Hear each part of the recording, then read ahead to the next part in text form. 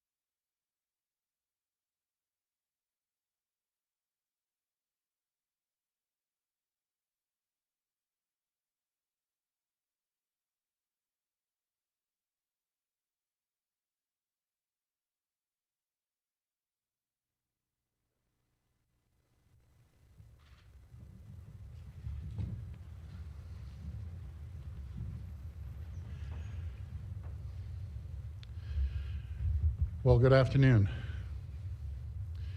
Friends, we're facing a very, very serious situation.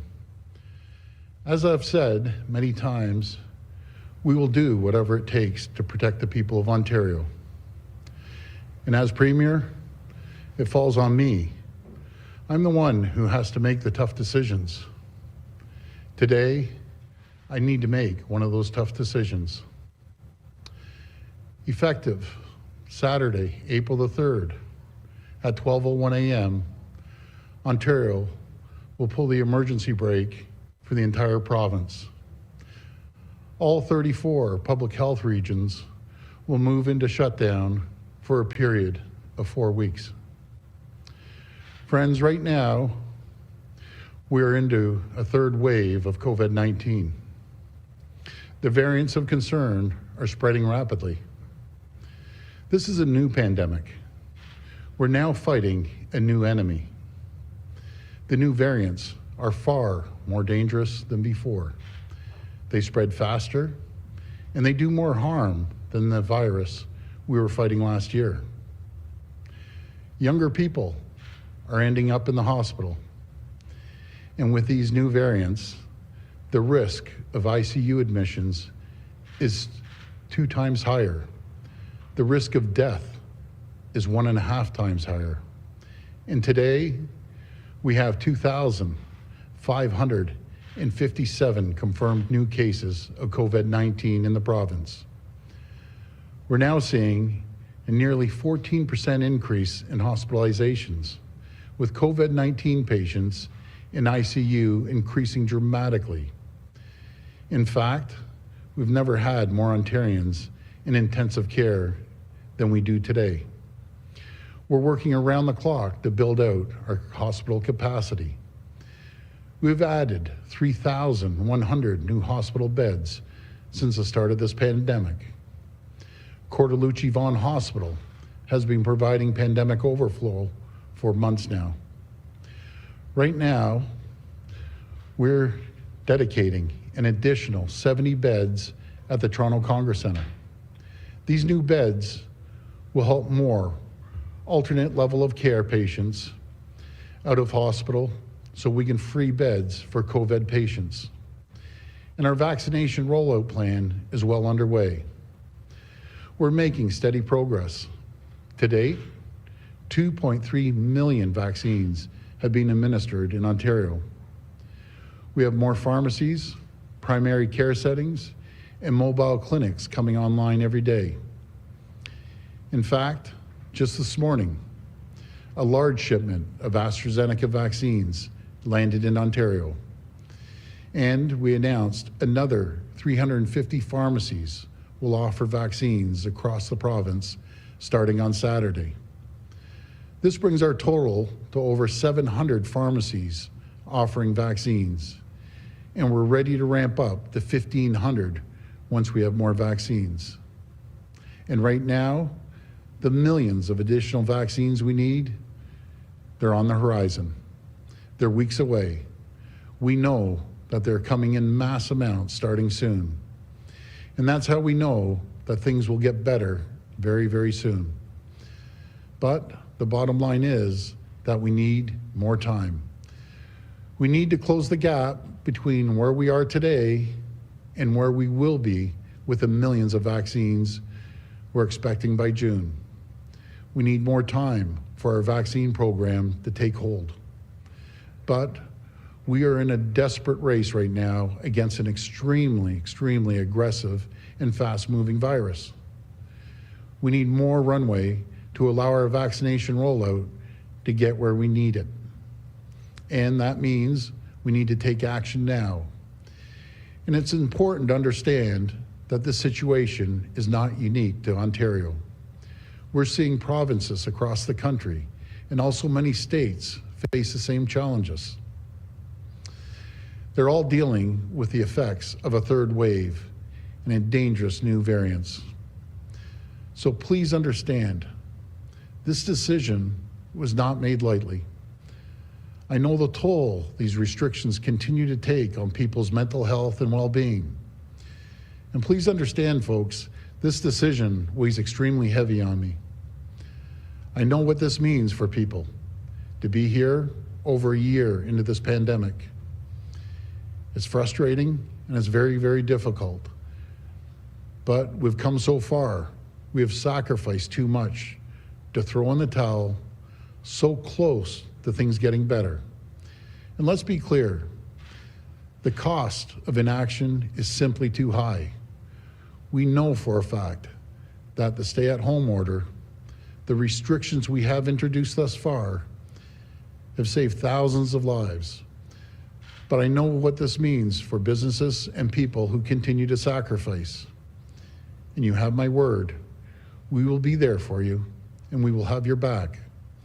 Ontario Small Business Support Grants, which provides up to $20,000 to help eligible small businesses, remains open.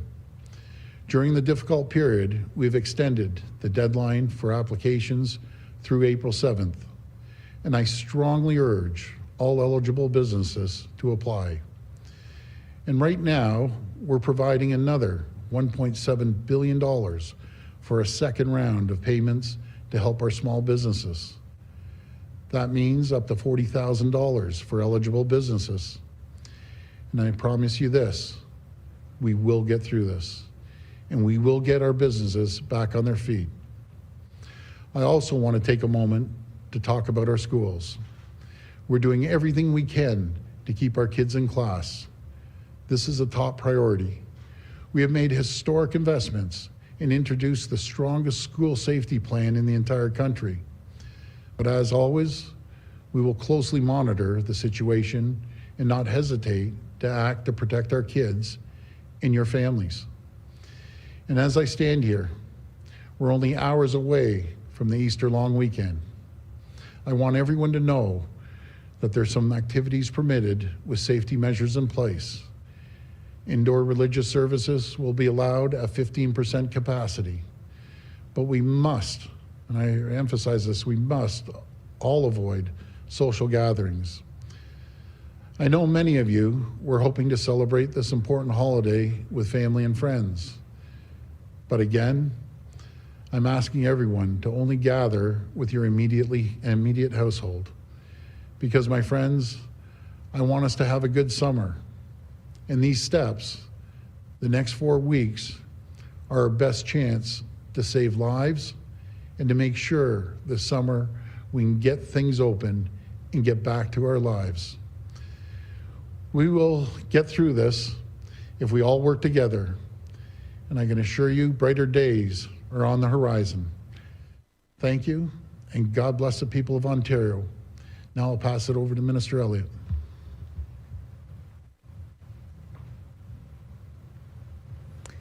Thank you, Premier. Ontario is in the midst of the third wave of the COVID-19 pandemic, just like many other jurisdictions across the country and around the world. This is being driven by COVID-19 variants that are much more transmissible and carry a higher risk of death, hospitalization, and ICU admission. Just in the past week, we have seen a drastic surge in case numbers and COVID-19 hospitalizations all across the province. The number of variant cases is increasing at an alarming rate. And now the latest modeling data shows that these trends will continue, putting our healthcare system at risk and threatening to overwhelm our hospitals if additional measures are not taken. Over the past year, our government has had to take swift action and make difficult decisions, and it is time to do so again. On the advice of the Chief Medical Officer of Health and with the support of public health experts, our government is enacting a province-wide emergency brake shutdown that will last for at least a month in all public health unit regions. This means restricting indoor organized public events and social gatherings, except with members of the same household, and limiting the capacity for outdoor events to a maximum of 5 people. Individuals who live alone may consider having exclusive close contact with one other household. Restricting in-person shopping in all retail settings to a 50% capacity limit for pharmacies and for stores that primarily sell food, and a 25% capacity limit for all other retail, along with other public health and workplace safety measures. prohibiting personal care services and personal fitness services, prohibiting indoor and outdoor dining.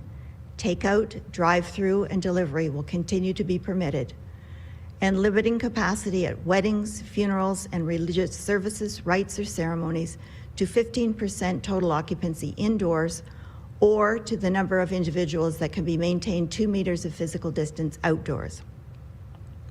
We know that this news will be difficult for many across the province, especially after all of the sacrifices Ontarians have already made to fight this deadly virus. But the modeling has shown us that we must be nimble in applying public health measures to reduce the risk of transmission in our communities. It's even more important now when every vaccine administered represents one step closer to an end to the pandemic.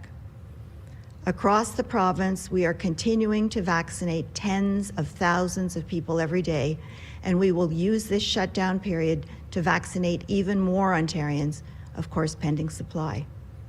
Until then, we are asking everyone to please continue to follow all public health measures and advice, including limiting trips outside your home to essential purposes only and allowing employees to work from the safety of their homes.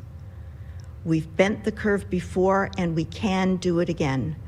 And recent modeling showed us that there is reason to be optimistic for a summer we can all enjoy. But it will take a collective effort from all of us. So thank you for doing your part to stop the spread of this deadly virus and keep our communities safe. Thank you. We'll go to the phone line for questions. First question, please. From Jeff Gray at the Globe and Mail. Hi, Jeff. Oh, hi. Thanks very much. I wanted just to ask for some clarity, I guess, about the measures that are referenced in Dr. Brown, the Science Table's modeling today. They talk about a stay-at-home order. The language you're using today, it doesn't sound like this is the equivalent of a stay-at-home order. Can you explain the difference, why you're not going ahead with that kind of order? I'll pass that over to Minister Elliott. Thank you. We are not going to be producing a stay-at-home order because we saw that last time that it had tremendous ill effect on both children and adults. And especially with the warmer weather coming, we want people to be able to go outside and enjoy the outdoors, assuming that everyone continues to follow the public health safety precautions. What we are introducing is an emergency brake shutdown that allows some activities to be carried out. But the lockdown, we know, with the warmer weather coming, with all that we've asked Ontarians to sacrifice, is too difficult to do. And we also, of course, have to balance any measures that we take with people's mental health as well. So that's why we chose the emergency brake shutdown rather than the lockdown. Follow-up? It does seem, though, that in hotspots like Toronto and Peel, there are very few changes then to the activities that people are allowed to do or not to do. And I wonder, is it possible that these small changes, I mean, it looks like patios is the only major one, will actually cause any reduction in caseloads in those areas which are already in trouble? And I wonder maybe if Dr. Brown could comment about the difference here between these two ideas. Sure, I'll pass it over to Dr. Brown, but before I do, I just want to remind everyone, we have the toughest restrictions in North America. We have the toughest restrictions in Canada right now, and we're throwing everything at this virus. And I'll pass it to Dr. Brown.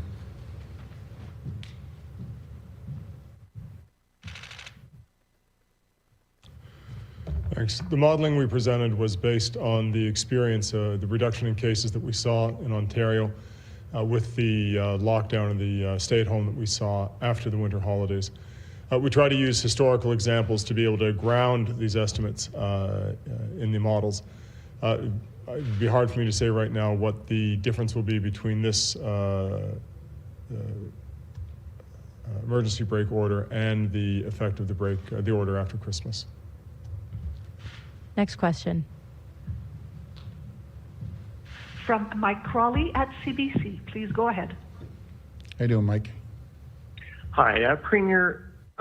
What is the strongest restriction in this emergency brake shutdown that is actually different from the lockdown?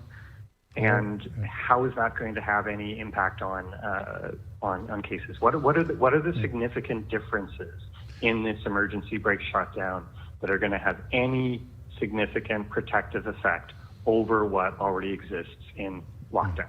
Well, thanks for the question, Mike. First of all, it's province-wide. And we've seen as the variants in the virus spread all over, no matter if it's Sudbury, up to Thunder Bay, down in London. We see it spreading at a rapid pace. So it's a complete shutdown of the entire province. We also see, the people gathering in large groups that were totally discouraging. We saw what happened in the last holiday season. It took off, so we're discouraging that. Outdoor dining, I can tell you, it kills me to cut off the outdoor dining. It does. I'm getting calls, my phone's blowing up, and my heart breaks for these people, and that's why we're putting the $40,000 to a total of $40,000 grants. We've extended that till April 7th to help bridge the restaurants over till the end of the 4-week period. But we could put all the restrictions in the world, Mike. We need the help of the people too. I know it's difficult last year. It's painful for everyone, and it's hurt a lot of people. But we have to do it. I am convinced 100%, not even a question in my mind, if we don't do it, we'd be in deep, deep trouble. We'd see the ICUs get out of control. We'd see the deaths get out of control. We're finally getting our arms around the mortality rates and long-term care, and thank God for that. And now what we're seeing is younger people ending up in ICU and in some cases passing away, which is terrible. So we need to do this. I know there's a lot of people that just want to go out there and open up, and no, they don't believe this variant can be passed. I'm sorry. I'm a business person. I want to open up patios, but we just can't. We just can't. We went for 8 or 9 hours till midnight last night on a caucus cabinet call, and there's debate, a lot of debate. But I told them if we want to see the summer and be able to have a chance to get out there, if we receive the millions of vaccines that we expect, then we have to do it. We have to crunch down one more time for 4 weeks. It's a sacrifice that we have to take. Follow up? Premier, if the restrictions that have been in place in the lockdown zones for so long have not slowed the spread of the virus in places like Toronto and Peel, how is closing outdoor dining on patios going to make one iota of difference in slowing the spread of the virus? Well, before I pass it to Dr. Williams, we saw when last time we did a shutdown, we saw the numbers drop below 1,000. And when we dropped below 1,000, local medical officers, mayors, all mayors, were saying we need to open up safely and gradually, which we did. And then these variants, got into our country, and they're running wild right now. But I'll pass it over to Dr. Williams.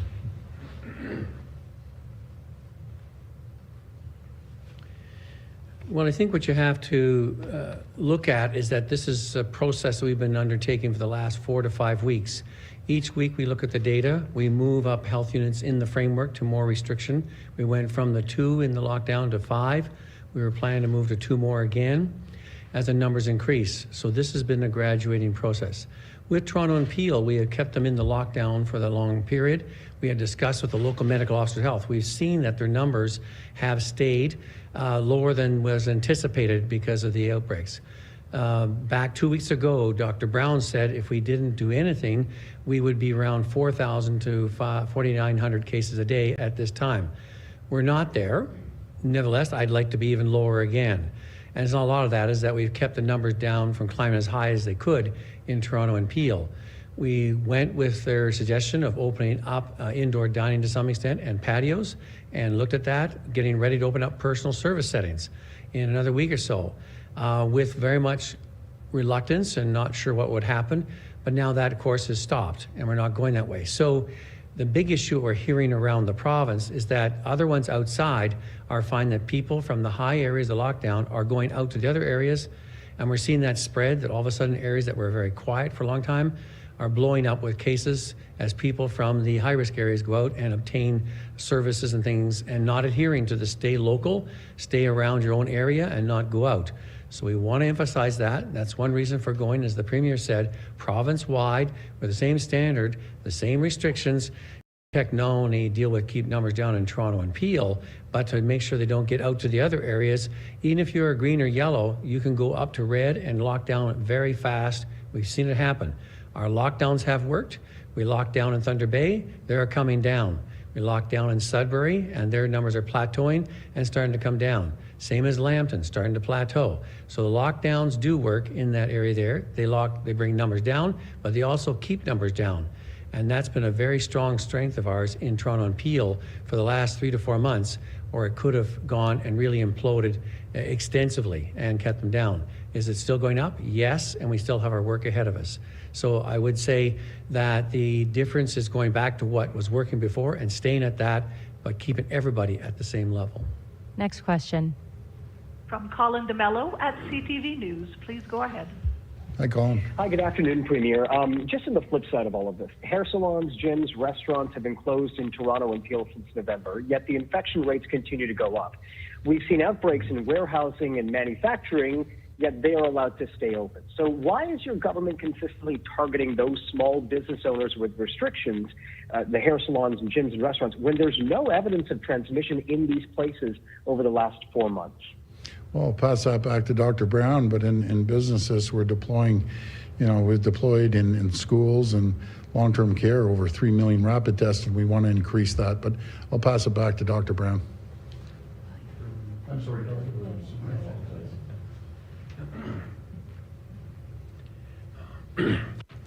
Well, to be correct, we have and we are seeing outbreaks in those settings.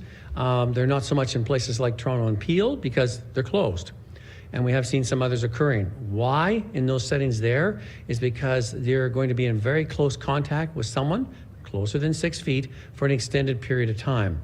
And we are worried about transmission there. We have seen it happen in similar settings in and around there. It brings people out. And of course, we're mostly concerned, as Minister Alley's alluded to, for people's well-being. There are essential things they need to get out and do. We understand that. But still with checks and balances, masking, distancing, trying to adhere to all those things as meticulously as possible. So we have limited those ones. We have now outbreaks in restaurants, in other areas that had them opened. And so just because they're closed and you don't see outbreaks doesn't mean they can occur in ones that have opened. They have occurred, and unfortunately they've affected not just the patrons, they've affected the staff. And we're very concerned about that because a lot of the staff are, of course, with the concern of the variants, are under the age of 50, and we're very concerned about their health and making sure they do not succumb to the consequences of the variants at this time. So we have to remain strict on that. Follow-up? Okay, I don't quite understand that, but thank you. Premier Ford, back to you. On vaccinations, is it fair that frontline healthcare workers who are taking direct care of COVID-19 patients should have to wait 4 months for their second dose of the vaccine? Or should they be eligible to receive that second dose sooner so they are fully protected against the virus while working in a high-risk environment? Yeah, before I pass it over to the Minister of Health, I've talked to many CEOs, and one of their big concerns are the frontline healthcare workers, not the docs, but we just aren't seeing the take-up on getting vaccinated with the first shot. So that's very, very concerning. So I encourage any frontline healthcare worker, please get vaccinated, and I'll pass the balance over to the minister. Well, thank you. This issue has been extensively studied by Health Canada, by NACI, by Dr. Williams and his colleagues, and the conclusion has been made that the 4-month interval is safe, that you receive tremendous protection from the first vaccine, and that it is all right to receive the second vaccine within the 4 months. We expect that with the supply of vaccines that we will be receiving in the next short while, though it won't be a 4-month period, but will be shorter than that. There are some limited exceptions for that, people who have received transplants, people with certain types of cancer and others, but for the most part, that 4-month interval is safe for virtually everyone. Next question. From Cynthia Madigan at City News. Please go ahead. Hi, Cynthia. Hi, Premier. Hi. I have to ask, we've been hearing that wave 3 is going to be worse than the prior waves for weeks. We've been slowly watching this unfold with warnings from doctors and the Hospital Association. Why are you only taking this action now when in the last few weeks you've been actually moving to open up a little bit more despite the warnings about the third wave being more deadly and more contagious? Well, Cynthia, thanks for the question. As I answered earlier on, we thought at the time there was under 1,000 cases, and again, with consultation with our chief medical officer and the local medical officers and all the mayors, every single one of them were saying we needed to open up. And we thought we were going to get a lot more vaccines and so on and so forth. But it comes down to a combination of things. Right now, we need people to be vigilant.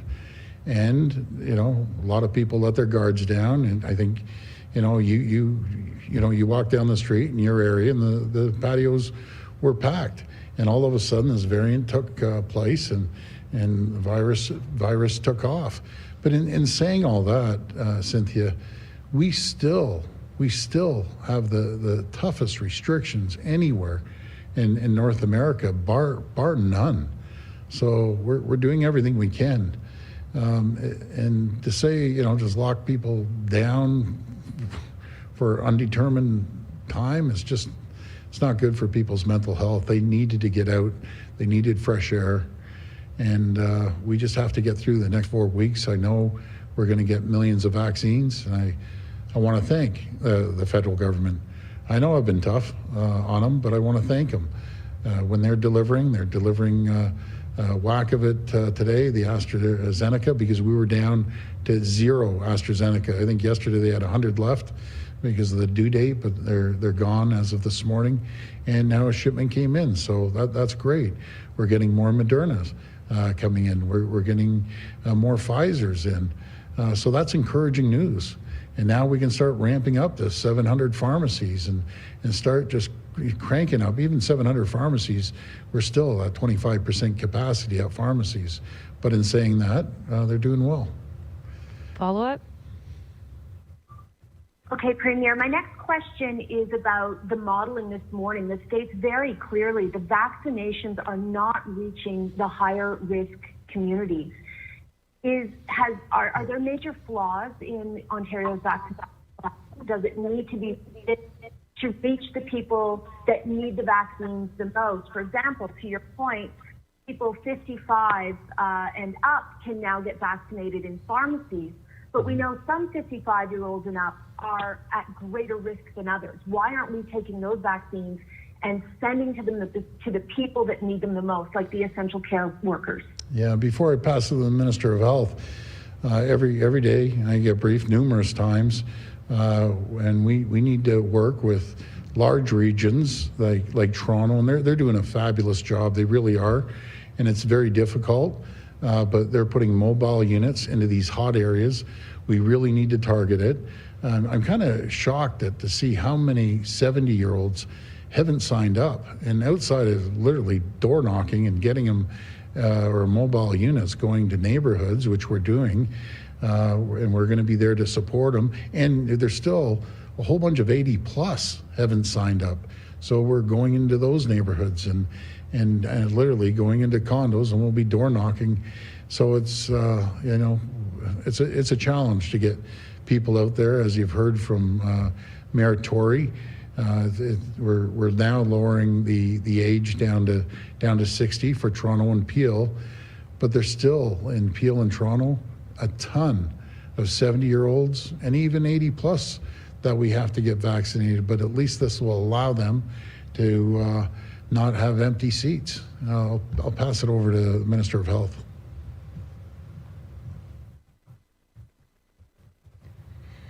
Well, thank you. We have one vaccination plan that is being delivered by the 34 public health unit regions, each in their own way, depending on their own geography, knowing their own circumstances in their own area, and making the access as available as possible to any person in Ontario who wants to receive the vaccine. So some of that is being done by large vaccination clinics. It's also being done by pharmacies now. There are 3 in each public health unit region that will be available to provide vaccines, in primary care offices as well, but also in other areas and in mobile uses and in community clinics. We have reached out extensively through our community and vaccine task force to reach some of our community partners that are dealing with some of our populations that are more difficult to reach, whether it's by reason of their inability to get to a mass vaccination clinic, language difficulty, vaccine hesitancy, or whatever the case may be. And so we are working with our community partners to bring the vaccines to where people are in more circumstances rather than asking them to come to us, because we want the access to be as easy as possible so that as many people as possible who wish, of course, to receive the vaccine will be able to receive the vaccine. So that is something that we have always provided for in our vaccination plan, and we are rolling that out now. I certainly can advise that we now have our community paramedics also going to visit residents of Ontario who are bedridden or homebound, who are not going to be able to go out to receive the vaccine. We are bringing the vaccine to them. Last question. From Rob Ferguson at the Toronto Star. Please go ahead. Hi, Rob. Hello, Premier. I'm going to have a go at a question some other reporters were asking earlier. What we can't figure out is, so we've got the rest of the province now adopting measures that haven't really worked in Toronto and Peel. So can someone there, maybe Dr. Williams, explain why they don't seem to work in Toronto and Peel, but they've worked in Sudbury, Thunder Bay, and Lambton? That's what people can't get their head around. Yeah, well, before I pass it to Dr. Williams, it's just my personal opinion driving around.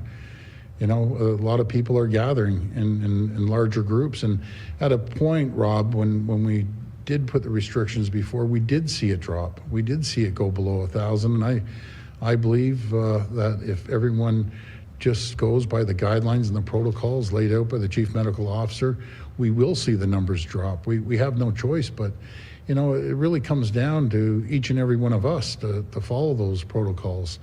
And I also believe, and obviously the vaccines don't take effect overnight, they take a while, but as we're getting more vaccines, we're going to see the numbers drop, just like we see in the older age groups.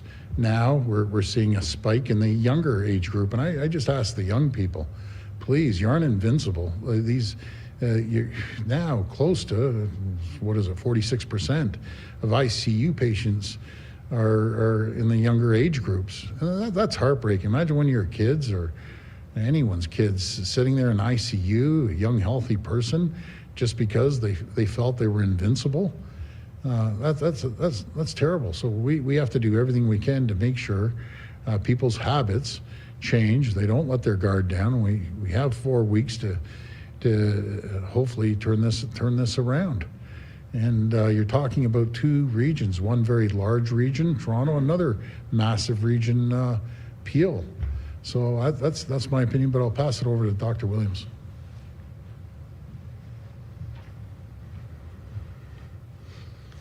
Well, I think, Rob, if you look at the data and to say that it hasn't worked in Toronto and Peel, it has.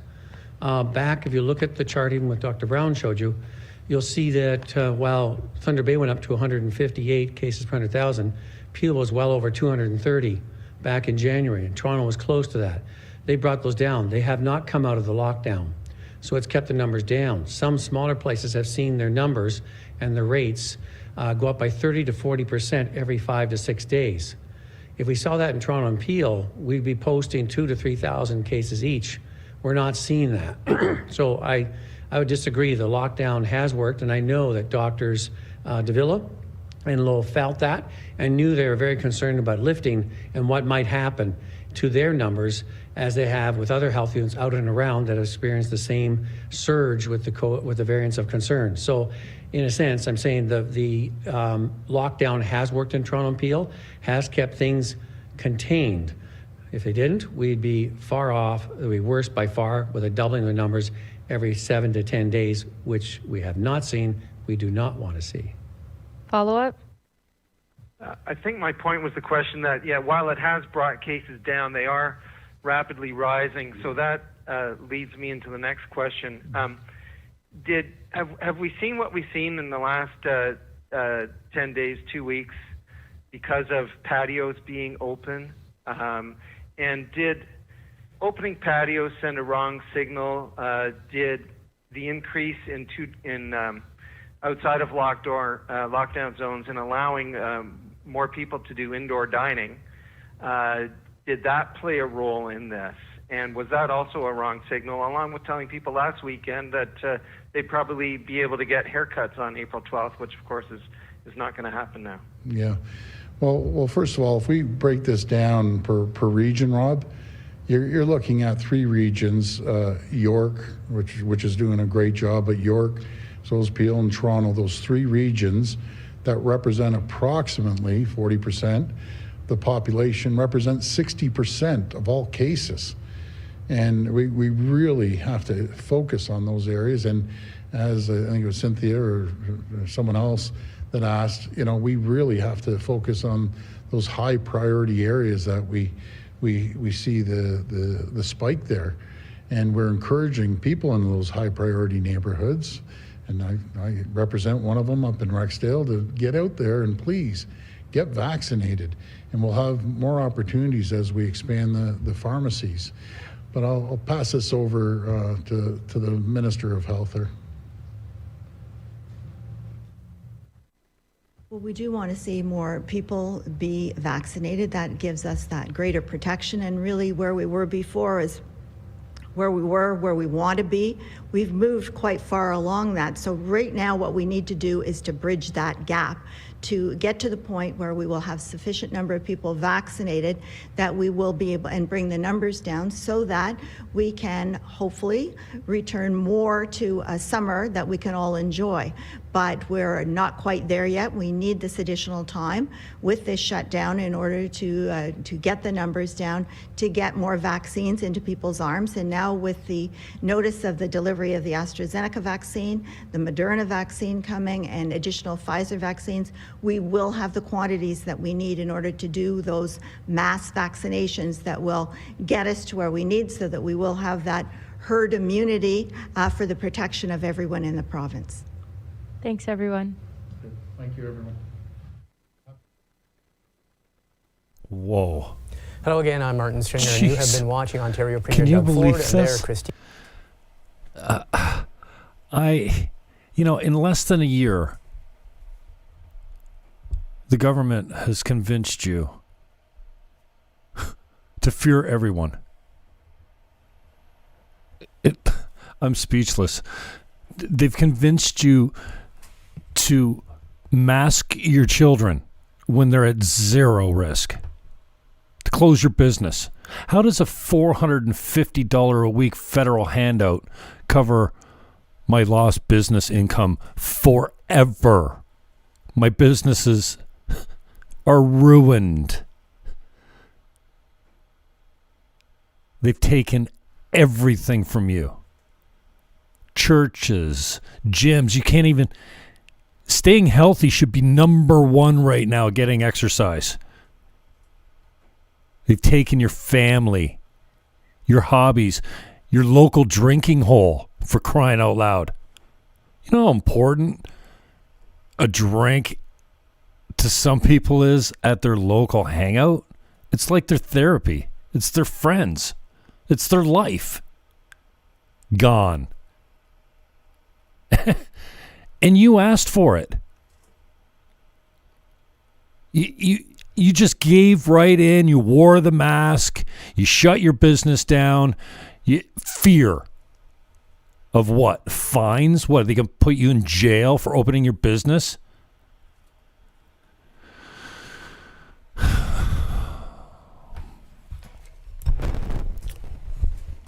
I'll pull up some stats for you. I'm amped. That's it. World meters. Okay. Let's see. How bad is coronavirus? Fuck. Oh, it's so bad. Here's the deal.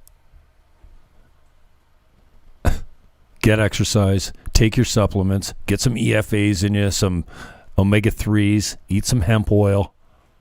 Get vitamin D. Stock up on some zinc.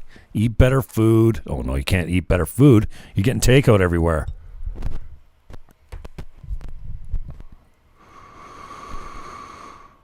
We have an identified vulnerable group. It's very clear that over 80 are the vulnerable group. Protect the vulnerable. Let the rest of us get back to work. Get this, no one talking about this, though. We have a really high rate of natural immunity or asymptomatic people out there. Oh, like 10 times the people that have tested positive are not cases, just positive tests. 10 times that number are immune or already had it and didn't know it. 10 times. Fuck. Like, I'm not even that clever. You know, I try to stay up on my stuff. I'm not stupid, but how long are you going to put up with this before you say middle finger? We've got the high rate of survival under 80. And then we're already reaching herd immunity and the virus is dying out. It's getting weaker. Like every virus does. It's so frustrating. Just shut it down. 4 more weeks. What's that? You know, it's not like people are jumping out windows trying to off themselves every day. It's not like people are desperate for their families to get their lives back. And you guys just comply. You just put your fucking mask on and go along with everything that they tell you. It's sad. Fucking heartbroken. That's what I am.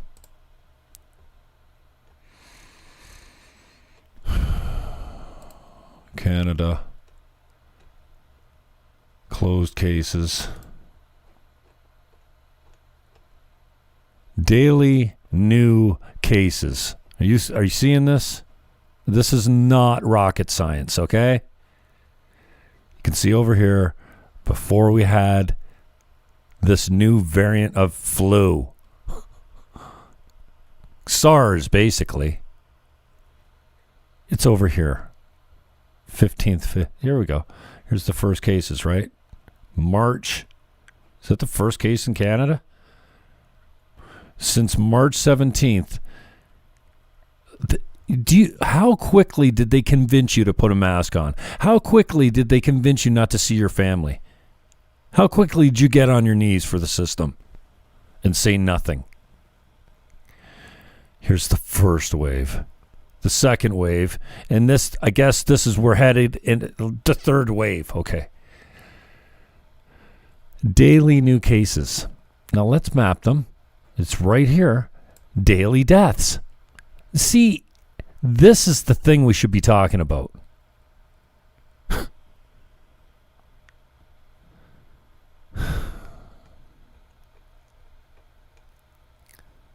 At this point here, the fat part of the curve,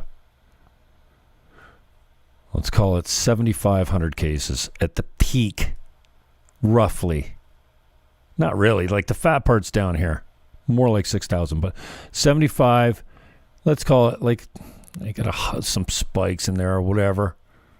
This guy right in there, 8,000, like let's call it 7,500 on a rolling, here's a 7-day moving average. All right, we peaked here, 88 for just a short period of time. But if you take the fat part, we're actually down here somewhere. Anyway, we peaked at 8,000 here. Positive tests, not medical cases. There is a difference. No one talks about that. The corresponding dates down here compared to this one, 150, 200 on 8,000.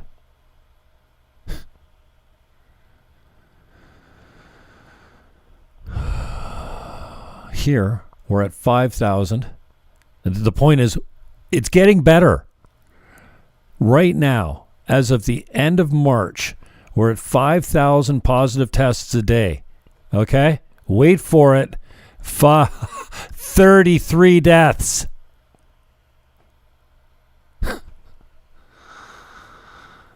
Do you not get it? Here's the first wave. Okay? 1,600 positive tests. Look at the deaths. Highest that they've ever been was in the very beginning when we weren't expecting it, and there were 200. Tops. Max. Peak. More like you per day, right? You know, the fat part's around 100.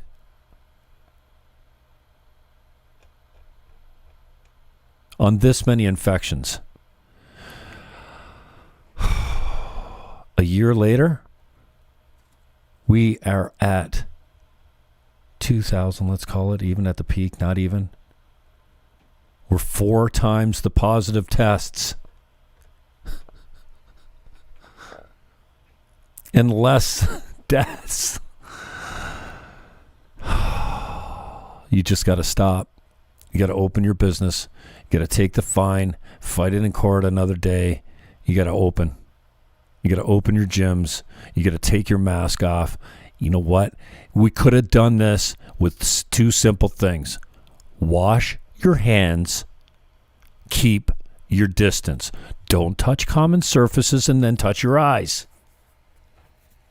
Do you know how difficult it is to catch an airborne virus? Even within 6 feet, it's tough. Unless you get spittle in one of your orifices, there's almost no chance. Unless you touch something that somebody else has touched, they're not going to breathe near you and you're going to get sick. Stop it. Coughing? Yeah, maybe. So keep your distance. Wash your hands.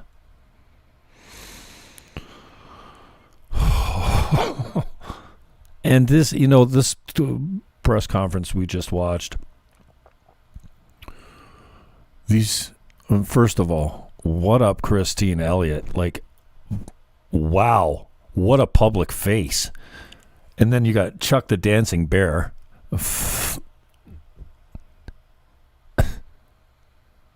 And then Dr. Williams or whatever.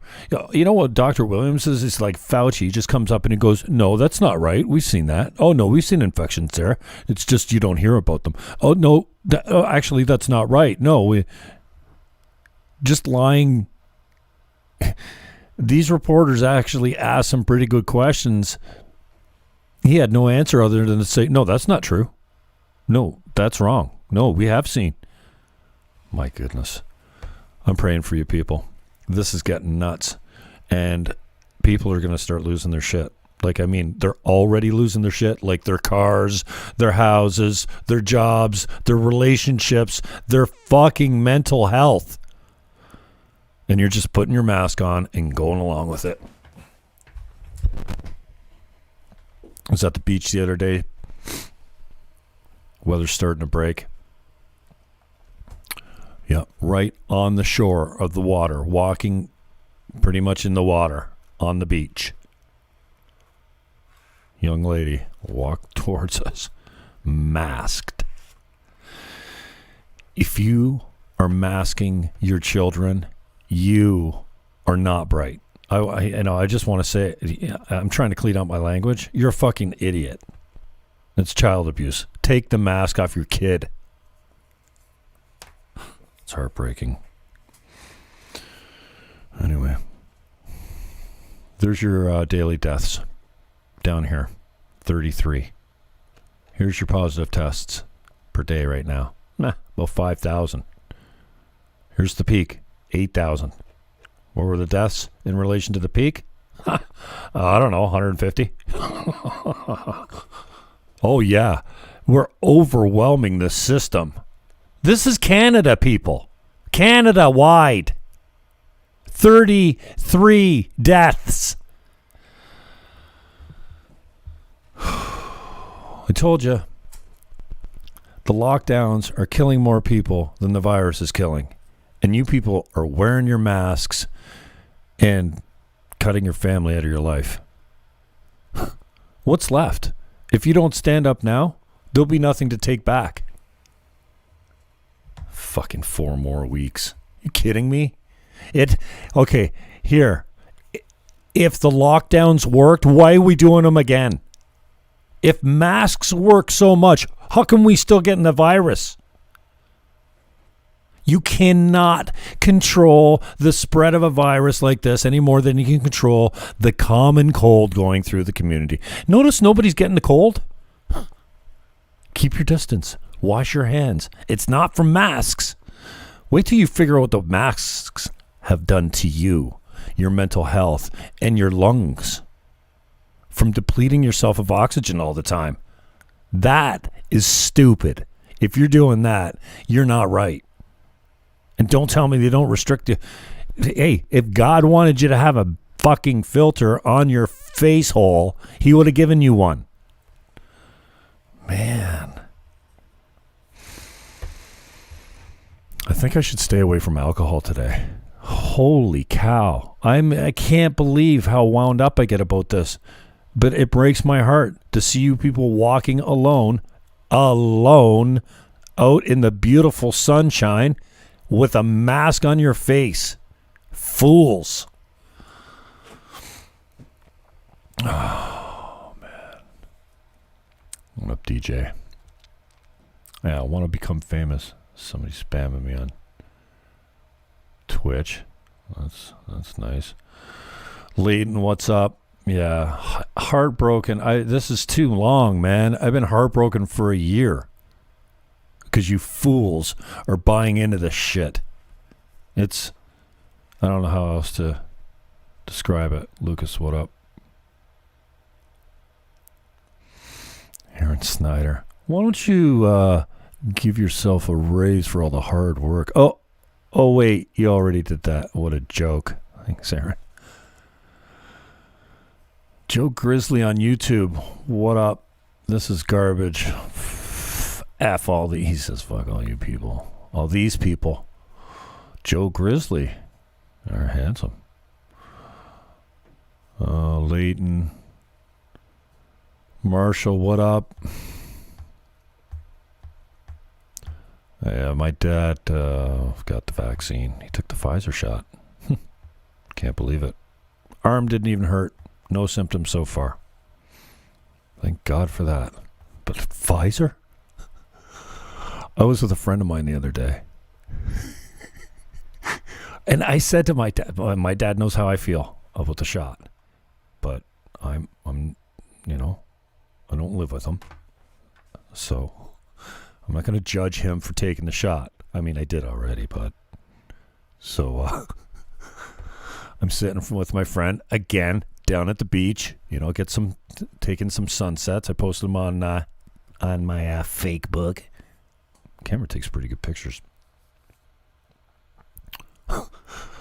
I'm sitting with my friend. I go, did I tell you my dad took the shot? He took the Pfizer shot, like the mRNA thing, the gene altering thing. Like, can you believe it?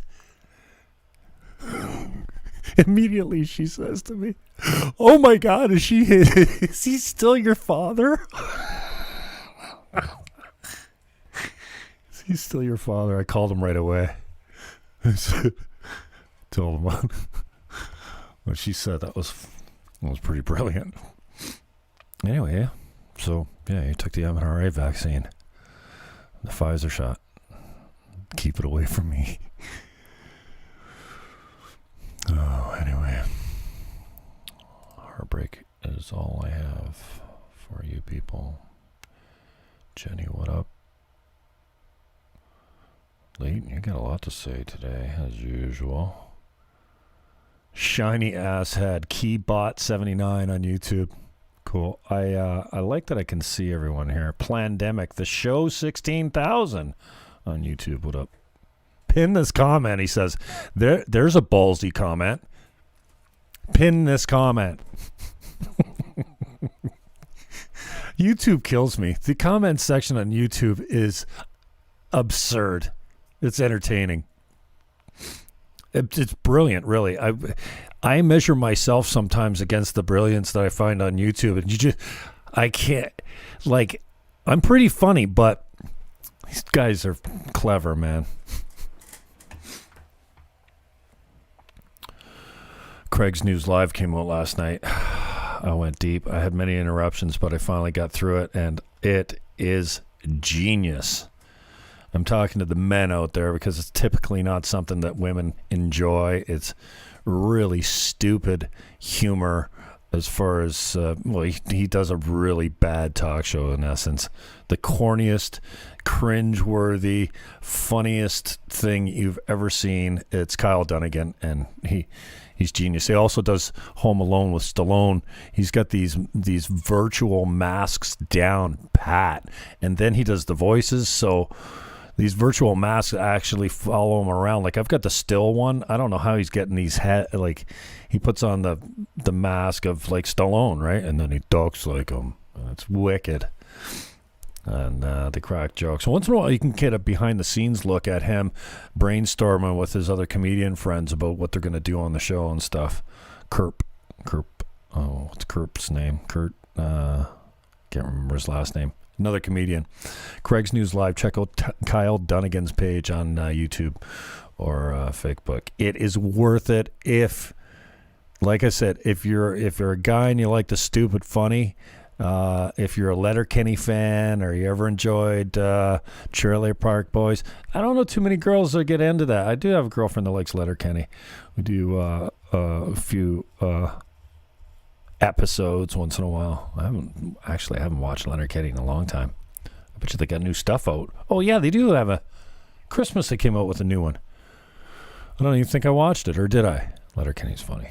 Anyway, check out Craig's News Live. I don't know why that turned into a commercial for Kyle Dunnigan, but he is funny, and we need funny, man.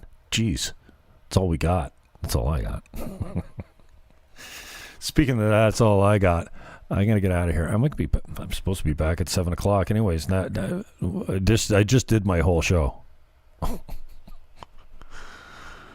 Let's see what we got on TV for you here.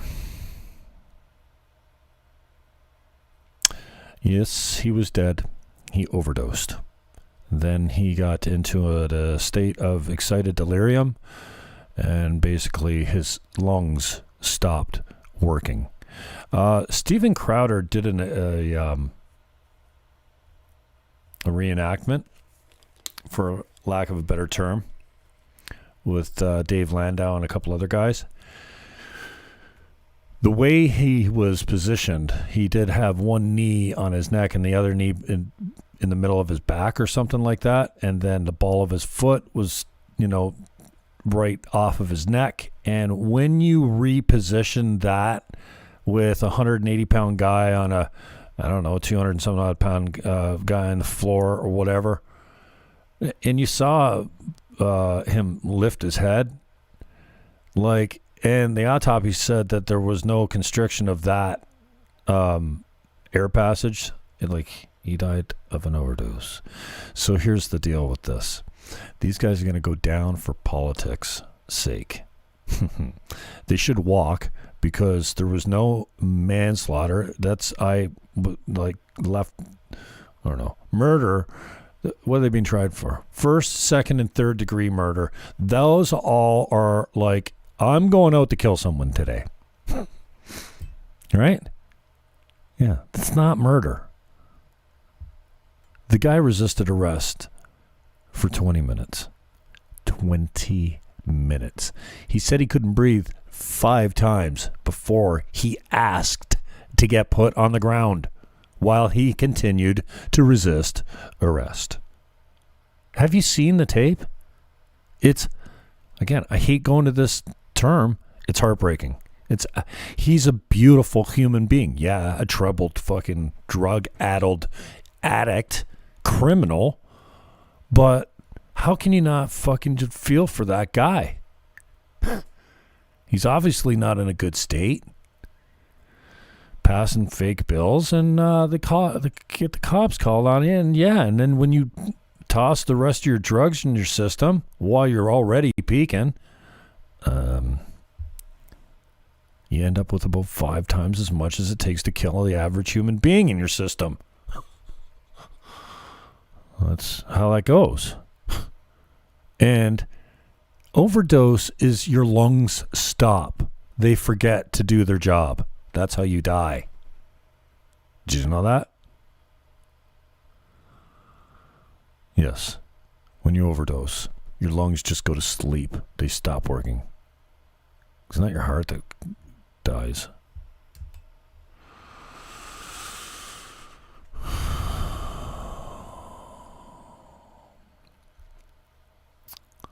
Well, that's all I got. I'm a spent bullet, as Robbie Welsh would say. Yeah, I got enough content. I'll probably come back tonight and we'll read Grant LaFlèche's article with the byline of Bill Sajak. Maybe that'll give us enough content. I'm sure I could kill an hour carving on my local media. Please. It's 2:54 EST. I'm begging you. Stop complying. Please. You're only prolonging the agony. You're doing more damage by complying. Please. Defy. Do not comply.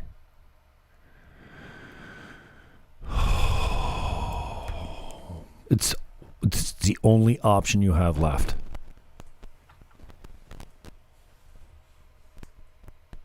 Do you understand? I'm talking to you. It's the only thing you have left is to stand up for your rights and say, fuck no. What the hell? I got a bad cord or something? Bad connection? You hear that static?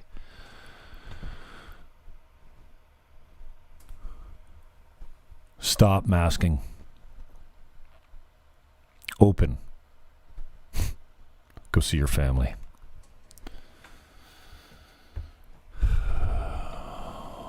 Don't believe the fear, man. 4 more weeks of gray zone lockdown. What's that? That is the last nail in the coffin for a lot of these businesses around here. And a lot of jobs. And a lot of mental health. 33 deaths. On 5,000 cases.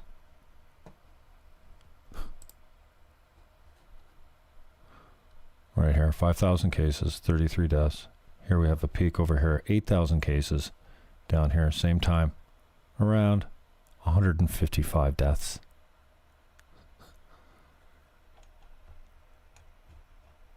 And the first wave, that caught us off guard, I had to call it 2,000, not even 1,500. With 150, 160, 180 deaths. Stop it. Please. That's all you got left. That's all you got left is to say, hell no. I will not wear that mask. I will not stay home. I'll see my family for Easter. And I'll love my neighbor. And I'll sit by campfires. And I'll go for drives. And I'll walk down the beach. I guess you're going to get takeout. Excuse me. Anyway. Peace, love. Go hug your neighbor. And please, for the last time, stop complying. Get that mask off your face. It's not working. I love you.